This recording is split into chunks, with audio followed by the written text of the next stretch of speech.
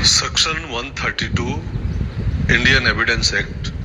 के तहत ये बात कही गई है कि कोई भी विटनेस गवाह पूछे गए किसी भी प्रश्न का उत्तर देने से इनकार नहीं कर सकता, मना नहीं कर सकता। मुझे उम्मीद है आपको ये बताया गया होगा, वरना मैं बता रहा हूँ। Don't bother answering that. क्या आपको पता है ये आपका फंडामेंटल राइट है कि आपको आपके अगेंस्ट विटनेस बनने के लिए कंपेल नहीं किया जा सकता,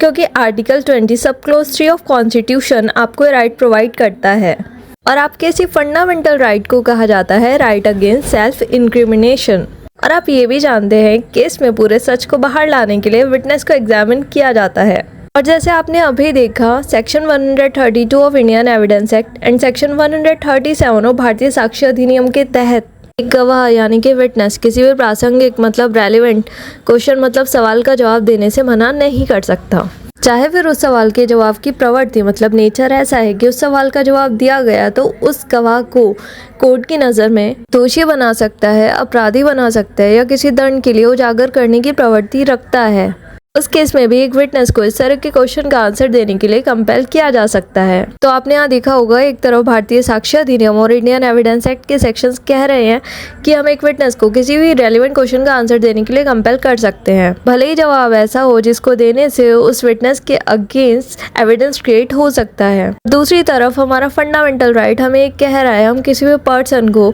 उसके खुद के अगेंस्ट एविडेंस देने के लिए कंपेल नहीं कर सकते। तो क्या इसका मतलब ये समझा जाए एविडेंस एक्ट और भारतीय साक्ष्य अधिनियम के सेक्शंस हमारे फंडामेंटल राइट को वैलिड कर रहे हैं। अरे आप सबको पता है, अगर कोई भी लॉ हमारे फंडामेंटल राइट्स को वैलिड करती है तो हमारे पास राइट है कि उस लॉ को चैलेंज करने के बाद उसको कोर्ट के थ्रू वॉइड डिक्लेयर करा दिया जाए, मतलब तत्काल रूप से उसके प्रभाव को खत्म करवा दिया जाए। तो आप सोच रहे होंगे अगर ऐसा है तो अब तक भारतीय साक्ष्य अधिनियम और इंडियन एविडेंस एक्ट के इन सेक्शंस को आर्टिकल 20 सब क्लोज 3 ऑफ कॉन्स्टिट्यूशन जैसे फंडामेंटल राइट को वैलिड करने के लिए वॉइड डिक्लेयर क्यों नहीं कराया गया। तो चलिए समझते हैं। तो ये बात सही है कि किसी भी विटनेस को रिलेवेंट क्वेश्चन का आंसर करने के लिए कंपेल किया जा सकता है, भले उसका आंसर ऐसा हो जो उस विटनेस को ही क्रिमिनेट करे। But here is a twist, in particular sections में ये भी प्रोवाइड किया गया है इन केस विटनेस को किसी भी रेलिवेंट क्वेश्चन का आंसर देने के लिए कंपेल किया गया है और उसने उस रेलिवेंट क्वेश्चन को आंसर किया, तो उस कंडीशन में उसके आंसर की वजह से उस विटनेस को किसी भी तरह से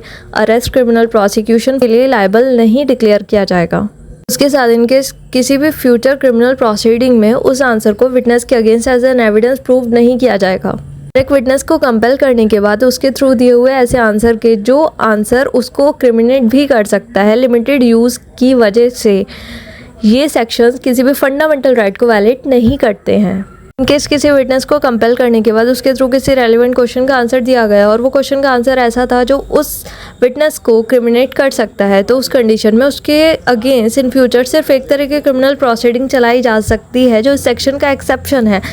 वो क्रिमिनल प्रोसीडिंग होगी अगर पता लगता है कि उस विटनेस से फॉल्स एविडेंस दिया था, तो उसके against in future false evidence देने के लिए एक क्रिमिनल प्रोसिक्यूशन चलाया जा सकता है। अदरवाइज उसके दिए हुए इस आंसर का बहुत लिमिटेड यूज़ है और उसके अगेंस्ट किसी भी तरह का क्रिमिनल चार्ज फ्रेम नहीं होंगे इस तरह के किसी आंसर को देने के लिए, क्योंकि जो पर्पस होता है विटनेस को किसी प्रोसीडिंग में बुलाने का वो होता है उस